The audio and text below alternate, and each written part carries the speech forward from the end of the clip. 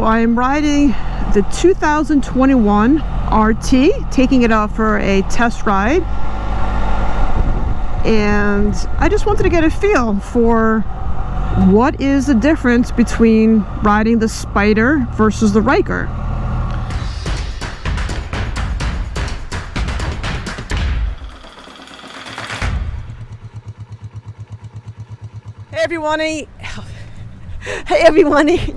Hey everybody, it's Beth at Ryker Rides, and I am testing out some Can-Am Spyders today. Can-Am has come with their big truck, and they brought over 5 RT 2021 RT Spyders, and they're offering people a test run. So I know for me, the dealership that I work with and that I go to here locally, Riva Motorsports, they do not let you test ride any bikes. So this is a great opportunity. I'm going to put the website below so you guys can check it out and go register for one of these classes near you that come to a lot of local dealerships all over the country. And I'm getting ready to try. I've never ever ridden a Spyder before, and I think the white one possibly is mine. So I set up my GoPro and I'm going to film myself, see how it is, see how it compares to the Ryker, see what it's all about. There's some great guys. Randy's going to be hosting the ride, I think. And it is just so cool. So check it out. And also down here we have the riding course. If you take one of these classes, Can-Am will help sponsor the riding class and drop it down to $50 if you take one of these little trial runs. So it is awesome. It's such a beautiful day here in South Florida, a little windy, but it's all good. And I'll see you on the ride. Let's go. Oh, it's so smooth. Feel that power assisted steering? It's so different. Like it. And it feels like it, and it's so smooth. Oh yeah. That's crazy. 1300cc road tag. That's awesome. All right, so nice and smooth throttle control, as you already know. Yep. You're gonna head around and get behind your colleague. See how he's coming up outside the cone set? You're gonna get behind him outside. Perfect. So my first impression, okay, is it is very, very different. It is so different than a Ryker. First of all, I'm sitting on top of the bike versus inside the bike, and that is a totally different feeling. I am so high up. I feel like I'm on a throne on this thing. So what else do we have here? It is so let's talk about the controls real quick. So we've got high beams, we've got regular, and I guess it's high beams and regular. You've got your blinker, the same as on the Ryker, very similar. So you've got reverse here, which is very cool. So your head is upshift, and there's downshift on this side. If you can see where my finger is, there is the minus button for. So if I downshift, it puts it in neutral. Then you've got the volume for the stereo system. You've got the toggle mode to kind of get you through on the screen. And what else do you have here? Heated grips. This is cool. You've got your windshield that goes up and down. So now you've got a windshield going up and a windshield going down, which is kind of cool. I like that idea. So in here you have you can put your cell phone, charge it up. Not so bad. Everything is also very plasticky, very similar to the Ryker. Everything is plastic. It's hard to find anything metal on this bike. Another interesting thing, if you notice where my foot is, these floorboards, the top of them moves. And the reason for that is so when you're on it, your foot does move a little bit, and it's not so stationary, and it allows you to have ease up on the vibration from the ride. So I think that's pretty cool. This is your controls for your stereo system, and I'm not going to put the radio on because I won't be able to put it on GoPro. I'll put it on, I'm sorry, on YouTube if I'm doing music. So, but it has a nice stereo system. You can tell it'd be like really loud in front of you. Their mirrors are really big, so you don't have those round mirrors. I'm just going through the similarities and differences with them. And I can't wait to, let's go out and ride. Let's check this out. I'm excited to kind of open this up a little bit, I hope. How do you adjust the mirrors? Oh, fancy. Yeah. Okay. I thought it was in the controls. You just actually just move them. There you go. No, they're not power or anything. Okay. Got it. I think they're trying to whip up another now, ride for him. Is the brake pedal adjustable too? No. It's not. That's where it is. Yeah. So I can't. So right now I feel like my leg is stretched out doing it. That's been the problem with people. Forgive me for saying a little bit shorter. It's called height impaired. Yeah. Vertically impaired. I feel like these pegs are better for me than these. Yeah. It's because I really am kind of stretching out to hit that brake pedal. Yeah. I mean, it might be a little easier on something like an F3. Yeah. I mean, it's kind of the same basic thing, but it's adjustable. Yes. It's a footrest that's adjustable. So the RT, the brake pedal is not adjustable. Correct. Got it.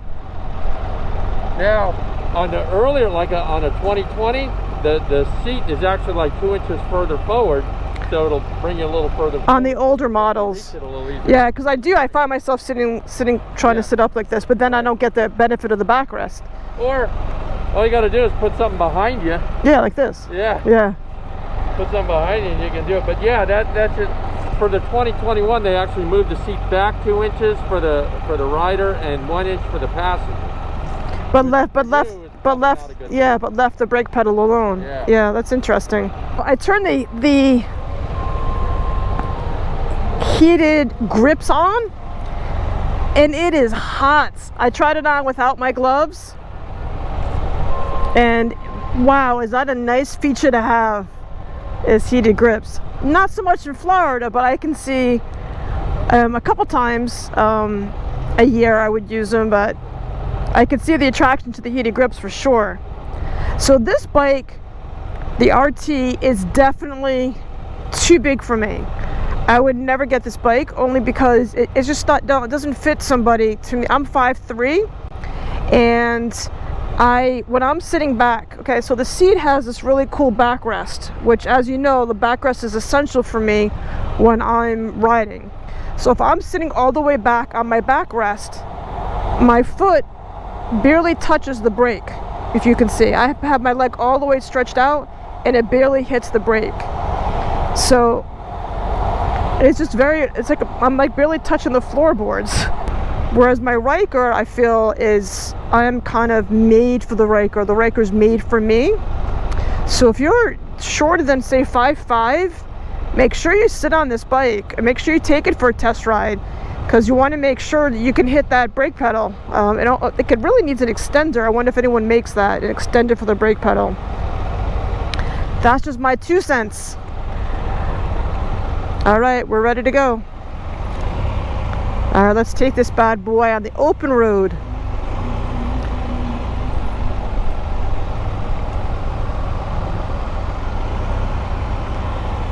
All right, so I have to remember, so the big difference with the Spyder is you have to shift. You have to upshift. You don't have to downshift. It downshifts automatically for you. So that's a cool thing. So upshifting isn't at all like a regular motorcycle. You're not doing it with your foot in the clutch, and there's nothing. All it is to upshift. You just hit this plus button and you upshift. And I think it tells you on the screen when you're supposed to upshift. So it's pretty easy. You kind of just, it's actually very easy. I've never done it before, and I got to tell you, it's very easy to upshift. It's no brain power at all. So now I hit the brake, and you can hear it downshifting for you. You can hear it kind of going through the gears. You know what I mean.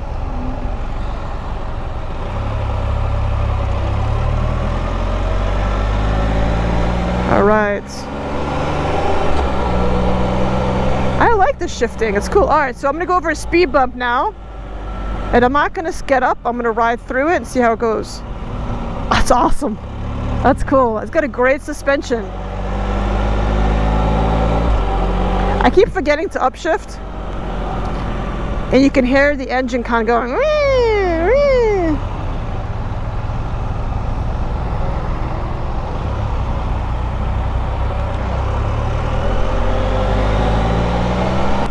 Chris is in front. He's testing one out as well.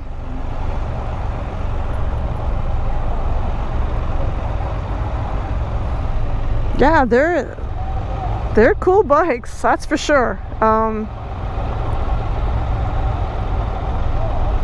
I can definitely see the attraction to these. I can see why people like them.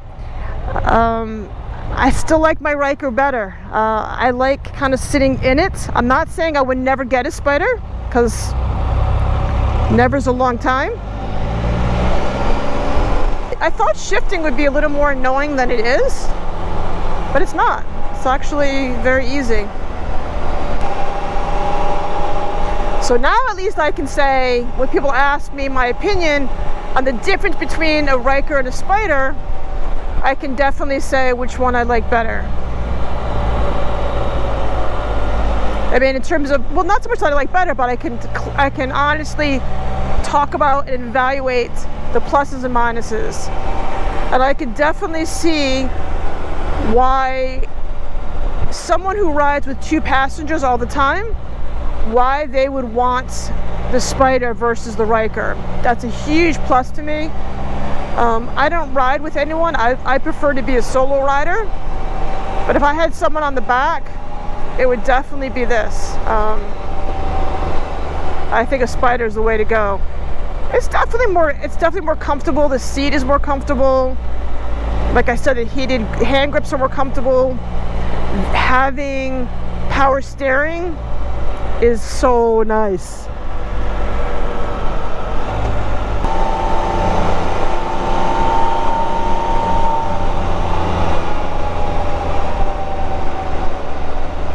Smooth. It's definitely smooth. In order to do the test ride, you have to have a motorcycle endorsement on your driver's license. So you have to have an endorsement in order to ride. I like the lights on the front too. It has a really cool setup on the lights on the front. It looks very mean. And I like the radiator protector covers on it too. It's a very sharp look.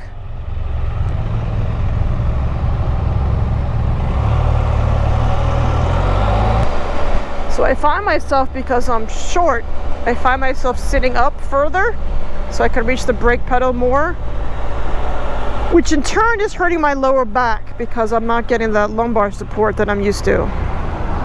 So the bike is just pretty much entirely too big for me.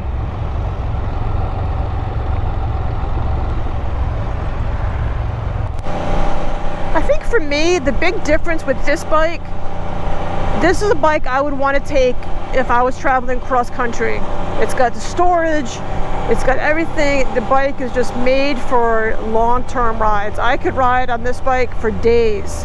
If it fit me, the others, not this particular model, but because it's a little bit big for me, but I could see the other models, which I would definitely want to test drive before, you know, moving forward with something. But I could see that being a huge benefit, is to being able to ride it cross country, and it is just so comfortable.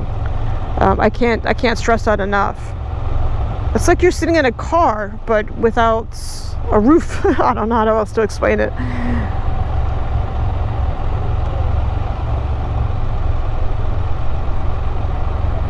I love my Ryker though. I'm a Ryker girl at heart. See?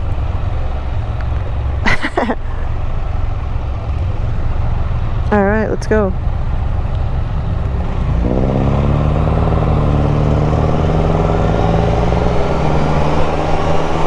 A lot of people are afraid to shift. So they're like afraid of getting the Spyder versus the Ryker. It is not a big deal.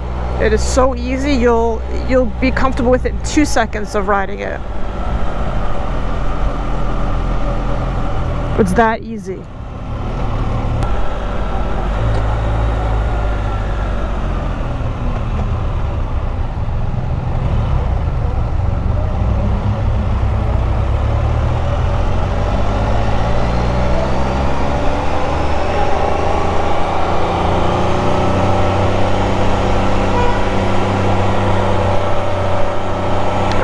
I can't really find a comfortable spot. I didn't shift on that time. The bike itself is comfortable. I am not comfortable on it, if that makes sense.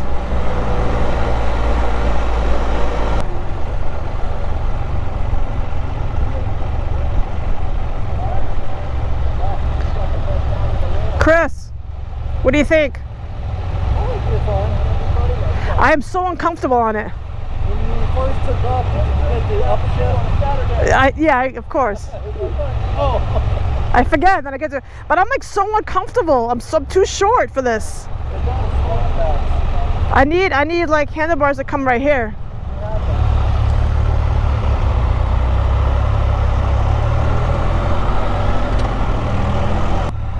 To me, the major differences that I'm seeing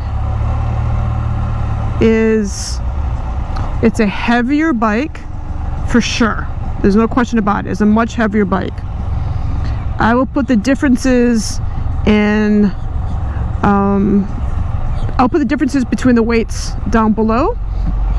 It's a heavier bike, which means you feel it's just more solid when you're riding around, when you're going over speed bumps. You can feel that it is a more solid ride. So this guy's filming us here. He's excited. So that is a big difference. It just feels more solid than the Ryker.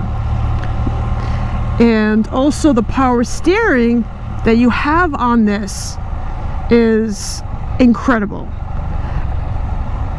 I really didn't realize how different it was having no power steering versus power steering. Power steering it just feels nice not to have to muscle through everything. It also tells you the temperature outside, 75 degrees. It's 5:20. It also has cruise control, hazard lights, reverse button,